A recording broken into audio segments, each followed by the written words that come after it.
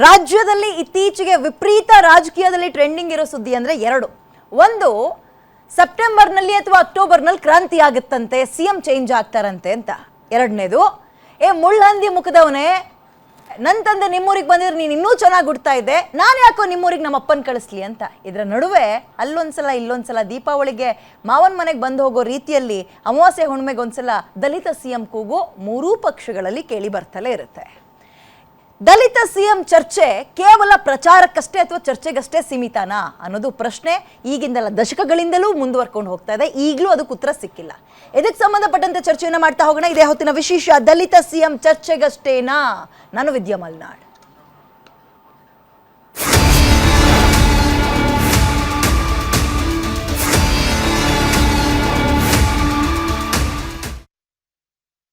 ನೇರವಾಗಿ ದಲಿತ ಸಿಎಂ ಚರ್ಚೆಗಷ್ಟೇ ಸೀಮಿತಾನ, ಪ್ರಚಾರಕ್ಕಷ್ಟೇ ಸೀಮಿತಾನ? ಮೂರೂ ಪಕ್ಷಗಳು ದಲಿತ ಸಿಎಂ ಅನ್ನುವಂಥದ್ದನ್ನ ಕೇವಲ ಆ ಕ್ಷಣಕ್ಕೆ ಮಾತ್ರ ಬಳಸ್ಕೊಂಡು ಸೈಡಿಗೆ ಇಡ್ತಾ ಇದ್ದಾರಾ? ಇದಕ್ಕೆ ಸಂಬಂಧಪಟ್ಟಂತೆ ಚರ್ಚೆಯನ್ನು ಮಾಡ್ತಾ ಹೋಗೋಣ. ನನ್ನ ಜೊತೆ ಗೆಸ್ಟ್ಗಳು ಕೂಡ ಇದ್ದಾರೆ, ವೆಲ್ಕಮ್ ಮಾಡ್ಕೊಳ್ತೀನಿ. JDS ವಕ್ತಾರಾಗಿ ಅಶ್ವಿನ್ ಅವರು ನಮ್ಮ ಜೊತೆ ಇದ್ದಾರೆ. ನಮಸ್ತೆ ಸರ್, ಕಾರ್ಯಕ್ರಮಕ್ಕೆ ಸ್ವಾಗತ ತಮಗೆ. ಇನ್ನು BJP ವಕ್ತಾರ ರತನ್ ಪೂಜಾರಿ ಅವರಿದ್ದಾರೆ, ನಿಮಗೂ ಕೂಡ ಕಾರ್ಯಕ್ರಮಕ್ಕೆ ಸ್ವಾಗತ ರತನ್ ಅವರೇ. ಇನ್ನು ಕಾಂಗ್ರೆಸ್ ವಕ್ತಾರಾಗಿ ದರ್ಶನ್ ಅವರು ಇವತ್ತು ನಮ್ಮ ಜೊತೆ ಜಾಯ್ನ್ ಆಗಿದ್ದಾರೆ. ದರ್ಶನ್ ಅವರೇ, ನಿಮಗೂ ಕೂಡ ಕಾರ್ಯಕ್ರಮಕ್ಕೆ ಸ್ವಾಗತ. ದಲಿತ ಸಿಎಂ ಬಗ್ಗೆ ನಿಮ್ಮ ಮೊದಲ ಅಭಿಪ್ರಾಯ ದರ್ಶನ್ ಅವರೇ? ಮೇಡಮ್, ಒಂದು ಸರ್ಕಾರ ಅಂದಾಗ ಇಂಥ ಒಂದು ಜಾತಿ ಅಥವಾ ಸಮುದಾಯದವರೇ CM ಆಗಿರಬೇಕು ಅನ್ನುವಂಥ ಒಂದು ಸಂವಿಧಾನದಲ್ಲಿ ಎಲ್ಲೂ ಸಹ ಇಲ್ಲ. ಆದರೆ ಇವತ್ತು ದೇಶದಲ್ಲಿ ನಮ್ಮ ಪಕ್ಷದಲ್ಲಿ CMಗಳನ್ನ ಆಯ್ಕೆ ಮಾಡುವಂಥ ಸ್ಥಾನದಲ್ಲಿ ಅದೇ ದಲಿತ ಸಮುದಾಯದಿಂದ ಬಂದಿರತಕ್ಕಂತಹ ಶ್ರೀ ಮಲ್ಲಿಕಾರ್ಜುನ ಖರ್ಗೆ ಅವರು ಇವತ್ತು AICCಯ ಅಧ್ಯಕ್ಷ ಆಗಿದ್ದಾರೆ. ಅಥವಾ ಇವತ್ತು ಕಾಂಗ್ರೆಸ್ನಲ್ಲಿ ಬೇರೆ ಕಡೆ ಎಲ್ಲ ದಲಿತ CMನವ್ರನ್ನ ಮಾಡಿಲ್ಲ ಅನ್ನುವಂಥ ಪ್ರಶ್ನೆ ಬಂದರೆ, ಸುಶೀಲ್ ಕುಮಾರ್ ಶಿಂದೆ ಅವರು ನಮ್ಮ ಮಹಾರಾಷ್ಟ್ರದಲ್ಲಿ ದಲಿತ ಸಮುದಾಯದ CM ಆಗಿದ್ರು, ಇವನ್ ಬಿಹಾರದಲ್ಲಿ ದಲಿತ ಸಮುದಾಯದ CM ಆಗಿದ್ರು. ಡಾಕ್ಟರ್ G ಪರಮೇಶ್ವರ್ ಸಾಹೇಬರು ನಮ್ಮ KPCC ಅಧ್ಯಕ್ಷ ಆಗಿದ್ರು ಮತ್ತು ಉಪಮುಖ್ಯಮಂತ್ರಿ ಸ್ಥಾನವನ್ನು ಅಲಂಕರಿಸಿದ್ರು. KH ಮುನಿಯಪ್ಪನವರು ಕೇಂದ್ರದ ಮಂತ್ರಿ ಆಗಿದ್ರು. ಹೀಗೆ ಮತ್ತೆ ರಾಷ್ಟ್ರಪತಿಯಾಗಿ KR ನಾರಾಯಣ್ ಅವರು ಸಮೇತ ಕಾಂಗ್ರೆಸ್ ಅವರನ್ನ ರಾಷ್ಟ್ರಪತಿ ಮಾಡಿದ್ದಂಥದ್ದು. ಅವರು ಸಹ ದಲಿತ ಸಮುದಾಯದಿಂದ ಬಂದಿರತಕ್ಕಂಥವ್ರು. ಖಂಡಿತವಾಗ್ಲೂ ಎಲ್ಲ ಸಮುದಾಯದವ್ರಿಗೂ ನ್ಯಾಯ ಕೊಡಬೇಕು ಅನ್ನುವಂಥದ್ದು ಕಾಂಗ್ರೆಸ್ ಪಕ್ಷದ ಸಿದ್ಧಾಂತ.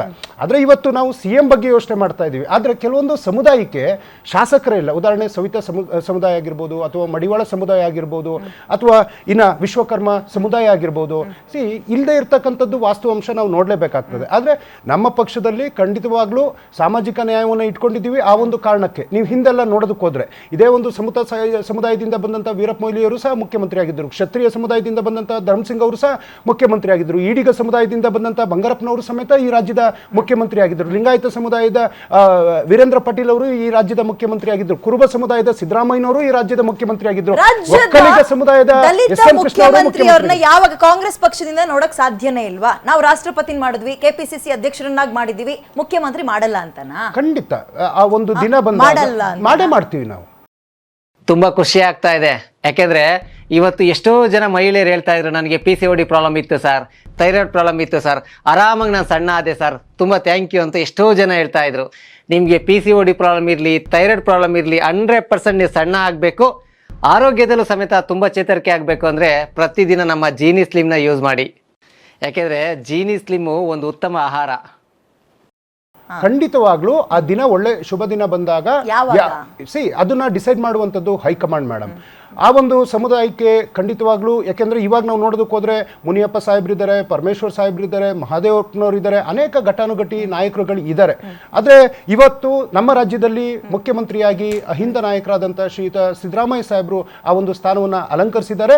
ಮುಂದೊಂದು ದಿನ ಅಂತ ಅವಕಾಶಗಳು ಬಂದಾಗ ಖಂಡಿತ ಆ ಒಂದು ಸಾಮಾಜಿಕ ನ್ಯಾಯ ಕೊಡುವಂಥ ಕೆಲಸವನ್ನ ನಮ್ಮ ಪಕ್ಷ ಮಾಡ್ತದೆ. ಯಾಕೆಂದ್ರೆ ಎಲ್ಲಾ ಸಮುದಾಯದವ್ರಿಗೂ ಸಾಮಾಜಿಕ ನ್ಯಾಯ ಯಾವ್ದಾದ್ರು ಒಂದು ಪಕ್ಷ ಕೊಟ್ಟಿದೆ ಅಂದ್ರೆ ಅದು ಕಾಂಗ್ರೆಸ್ ಪಕ್ಷ. ಅದರಲ್ಲಿ ಎರಡು ಮಾತಿಲ್ಲ. ರತನ್ ಅವರೇ, ನಿಮ್ಮ ಫಸ್ಟ್ ಓಪನಿಂಗ್ ಕಾಮೆಂಟ್ ದಲಿತ ಸಿಎಂ ಬಗ್ಗೆ. ಸ್ವಾತಂತ್ರ್ಯ ಬಂದ 78 ವರ್ಷಗಳಲ್ಲಿ ಸುಮಾರು 28 ರಾಜ್ಯಗಳಲ್ಲಿ ಸರಾಸರಿ 20 ಮುಖ್ಯಮಂತ್ರಿ ಅಂದರೆ ಸುಮಾರು 500ಕ್ಕೂ ಹೆಚ್ಚು ಮುಖ್ಯಮಂತ್ರಿಗಳನ್ನು ಕಾಂಗ್ರೆಸ್ ಕೊಟ್ಟಿದೆ. ಆದರೆ ಅವರು ದಲಿತ ಮುಖ್ಯಮಂತ್ರಿಗಳನ್ನು ಮಾಡಿದ್ದು ಕೇವಲ ಒಂದು 4-5 ಅಷ್ಟೇ. ಬಾಬು ಜಗಜೀವನ್ ರಾಮ್ ಅವರನ್ನು ಸೋಲಿಸ್ತಾರೆ ಇದೇ ಕಾಂಗ್ರೆಸ್ನವರು. ಡಾಕ್ಟರ್ BR ಅಂಬೇಡ್ಕರ್ ಅವರು ಎಲ್ಲೋ ನೆಹರೂಕ್ಕಿಂತ ಮೇಲೆ ಬೆಳೆಬಿಡ್ತಾರೆ ಅನ್ನೋ ಅಂತ, ಯಾಕಂದರೆ ಈಸ್ ದೊಡ್ಡ ಅತ್ಯಂತ ಮೇಧಾವಿಯಾಗಿದ್ದವರು, ಅವರನ್ನು ಸೋಲಿಸ್ತಾರೆ. ಕಾಂಶಿರಾಮ್ ಅವರನ್ನು ಅವಮಾನ ಮಾಡ್ತಾರೆ. ಮಾಯಾವತಿಯವರಿಗೆ ಅವಮಾನ ಮಾಡ್ತಾರೆ. ಸೀತಾರಾಮ್ ಕೇಸರಿ ಅವರನ್ನು ಇದು ಟಾಯ್ಲೆಟ್ ರೂಮಲ್ಲಿ ಕೂಡಾಕಿ ಹೊಡಿತಾರೆ. ಇಂಥ ಒಂದು ದಲಿತ ವಿರೋಧಿ ನೀತಿಗಳನ್ನು ಕಾಂಗ್ರೆಸ್ಸು ಸ್ವಾತಂತ್ರ್ಯ ನಂತರ ಪಾಲಿಸ್ಕೊಂಡು ಬಂದಿದೆ.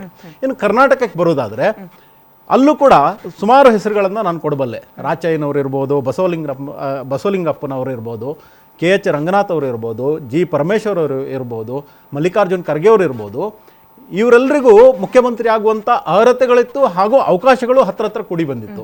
ಆದರೆ ಆ ಎಲ್ಲ ಒಂದು ಸಮಯದಲ್ಲೂ ಕೂಡ ಕಾಂಗ್ರೆಸ್ಸು ತನ್ನ ದಲಿತ ವಿರೋಧಿ ನೀತಿಯನ್ನು ಪ್ರದರ್ಶಿಸಿ ಇವರೆಲ್ಲರೂ ಮುಖ್ಯಮಂತ್ರಿ ಆಗೋದನ್ನು ತಪ್ಪಿಸಿದ ಇತಿಹಾಸ ಇದೆ. ಅದರಿಂದಾಗಿ ಎಲ್ಲೋ ಒಂದು ಕಡೆ ಈ ಕಾಂಗ್ರೆಸ್ ತನ್ನ ದಲಿತರನ್ನ 78 ವರ್ಷಗಳ ಇತಿಹಾಸದಲ್ಲಿ ಕೇವಲ ತಮ್ಮ ವೋಟ್ ಬ್ಯಾಂಕ್ ಆಗಿ ಬಳಸಿದೆ ಹೊರತು ಅವರಿಗೆ ರಾಜಕೀಯ ಅಧಿಕಾರವನ್ನ ದೊಡ್ಡ ಮಟ್ಟದಲ್ಲಿ ಕೊಡುವಂಥದ್ದು, CM ಮಾಡುವಂಥದ್ದು, PM ಮಾಡುವಂಥದ್ದು, ಇಂಥ ಒಂದು ಇದರಲ್ಲೇ ನುಣುಚಿಕೊಂಡಿರುವಂಥದ್ದು ಸ್ಪಷ್ಟವಾಗಿ ಕಾಣುತ್ತೆ.